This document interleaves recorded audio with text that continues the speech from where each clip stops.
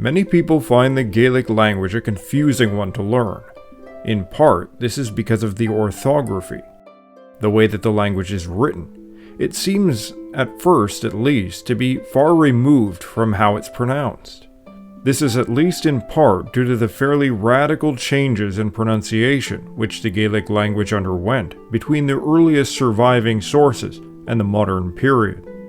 Old Gaelic or Old Irish was likely the last form of the language that the few surviving lines of real Druids would have spoken as they were pushed to the margins by Christianity. So what did Old Gaelic sound like, and how does its pronunciation compare to the pronunciation of various modern Gaelic dialects? Hi friends, I'm Kevin McLean. Don't forget to like, subscribe, and consider supporting the channel on Patreon, PayPal, or through YouTube Super Stickers. Your support is very much appreciated, and thank you to all of my supporters. All languages change over time, but some go through more rapid and significant changes than others. The modern Gaelic languages descend from the Proto-Celtic language introduced into Ireland likely during the late Bronze Age, although possibly from the initial Indo-European Bell Beaker settlement of the island. It probably began to diverge from the Proto-Brythonic, the ancestor of modern Welsh, sometime in the early Iron Age. And unlike Brythonic, which became influenced by later continental Celtic language development, Gaelic retained various archaic Celtic features, such as the loss of the P sound. While Welsh has pen, Gaelic has ken. Welsh, pisc. Gaelic, iasc. The earliest form of the Gaelic language attested is known as Ancient Gaelic, and even as we go to describe it, we already encounter the differences in pronunciation, because what I want to say is Ogham, which is the ancient Gaelic writing system, but my pronunciation is in Scottish Gaelic. An Irish speaker might say something like Ogham, but in Old Gaelic it would have been pronounced Ogham. It's a native Gaelic system of writing primarily used for inscriptions on stone, as mentioned. Now, in myth it was invented by the god Oma, but in Old Gaelic pronounced Ogma, who was its father, while the chisel used for the inscription was its mother. Unlike modern and Middle Gaelic, Ancient Gaelic did not use initial mutations, long and slender consonants, and consonant clusters are not present, making its morphology similar to Gaulish, Latin, and Ancient Greek.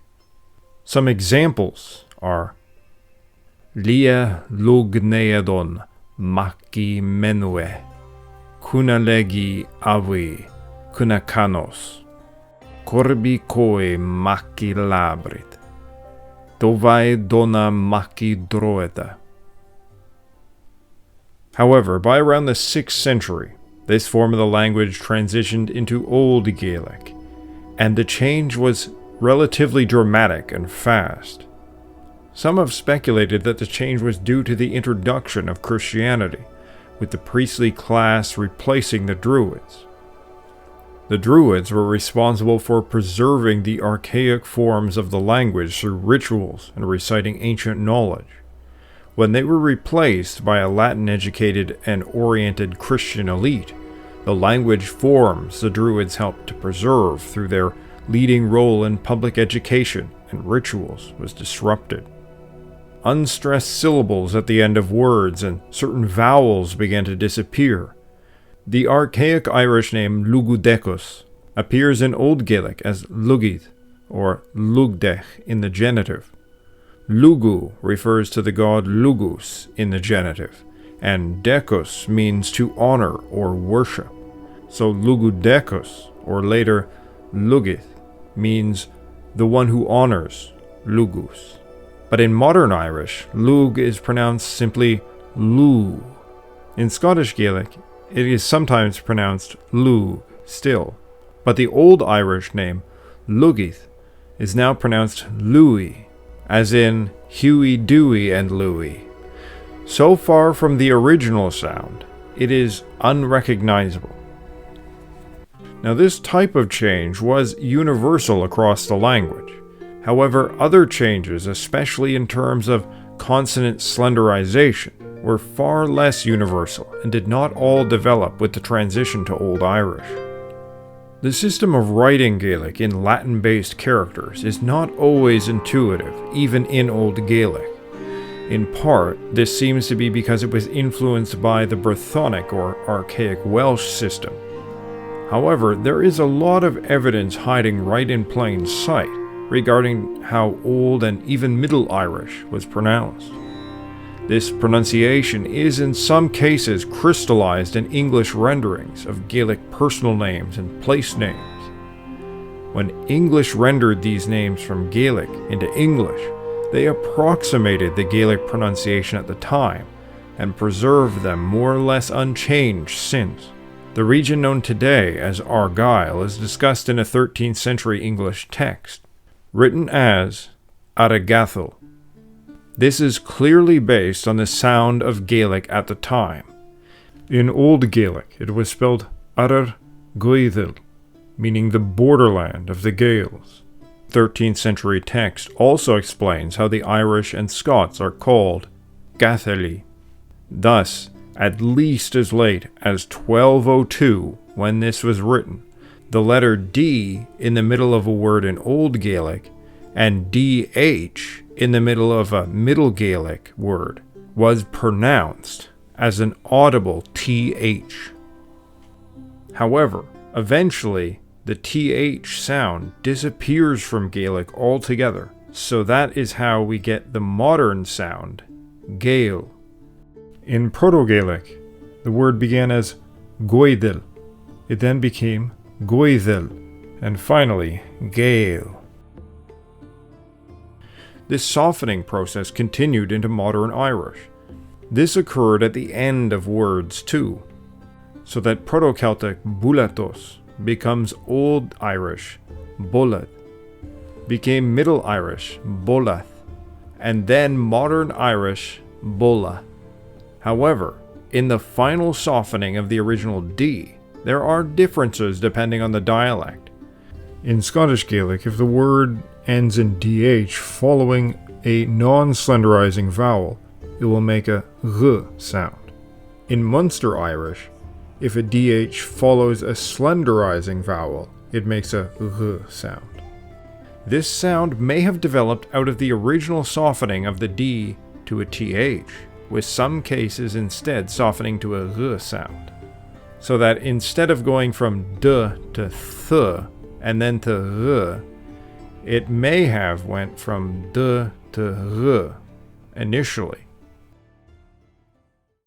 With older English place names derived from Gaelic, you can also see similar things. Meath, for instance, is one of the counties of Ireland. In modern Irish, it's pronounced Me. In Old Gaelic, it was Mitha. From archaic Celtic, med, cognate with English, middle, and having the same meaning. The loss of the TH sound in Gaelic is perhaps the most profound and, in my opinion, sad sound changes that the language underwent.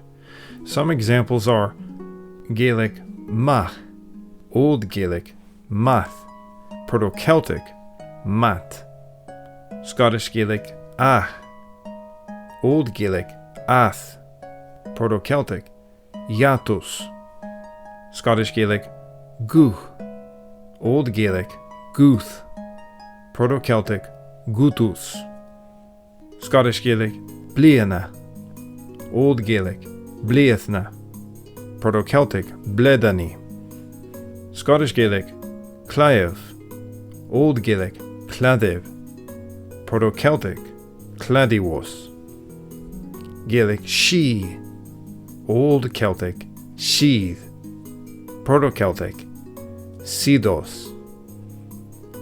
And of course, we also have words that differ fairly significantly in sound between Scottish Gaelic, Irish, and Old Gaelic. So, Scottish Gaelic fiag, Irish fia, and Old Gaelic feed, Proto-Celtic widus. all meaning wood. Now, B is one of the consonants which is not always easy to understand its intended sound in Old Gaelic. The reason is because sometimes it means B, sometimes it means a type of W, while other times it means a type of V. A good example is the city of Dublin. Its modern Gaelic name is Ballyaclia, or old pronunciation Ballyacliath. Yet its English name is also Gaelic derived. In Old Gaelic, black is spelled D-U-B, pronounced variably today as duv or du. However, when the sound changed is not clear, but it seems it must have been pronounced as a B when Vikings settled the area and adopted the name, crystallizing its sound in Norse and in English as dub, from Proto-Celtic dubus. Now finally, there is the infamous GH. My channel is an example of this.